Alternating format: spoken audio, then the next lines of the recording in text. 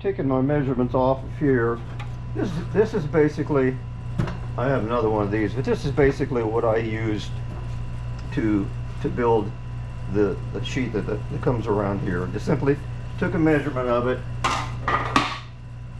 Didn't have room enough on this particular sheet. This thing was like 20 bucks on Amazon, and I was able to get most of it on there. I decided that I wanted my wall of this little plate here to be 2 1/4 inches wide all the way around. This mark right through here is the outside of the wall. The one I just showed you on the floor. That's basically where the wall of the base unit is. Now this thing is what I'm doing here, because I had to make it out of 2 pieces. Basically I put it together, and I have this thing. Now I took this thing out of here for ease of use. Now in the last version, if you could see around the edges there, I had planned on using solder around here, an aluminum solder. And when I saw how bad a job I was going to do with it, I decided that no, probably shouldn't ought to do that.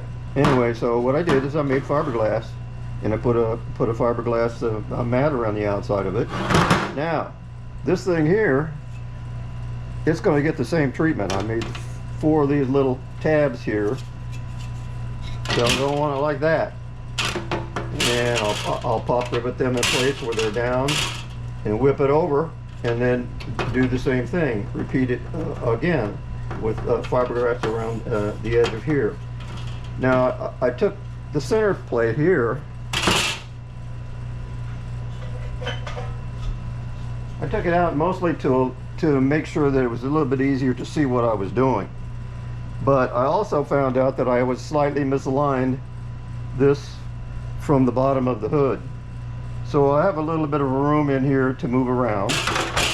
Just like with this thing here, the width of it gives me room to move around. Now I had to consider, I had to allow enough room here for when you torque the motor, when you get on the motor, get on the throttle, the engine has a tendency to lift like this.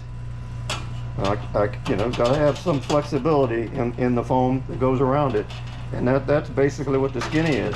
Now, the other thing here is the quadrajet carburetor. The way it sits on there, they got the on this particular side. This over here is where the choke controller is, electric choke is. I couldn't allow this to go on any way but one way. Because if you look at the side of this thing, you can see that it's fatter on one end than it is on the other. And that's because of the slope of the engine. The carburetor itself is level, but the hood slopes, the engine slopes. And I couldn't allow this thing to be any way oriented but the way it is. So with the choke being on this side, what I've done is I've got a little cut in here.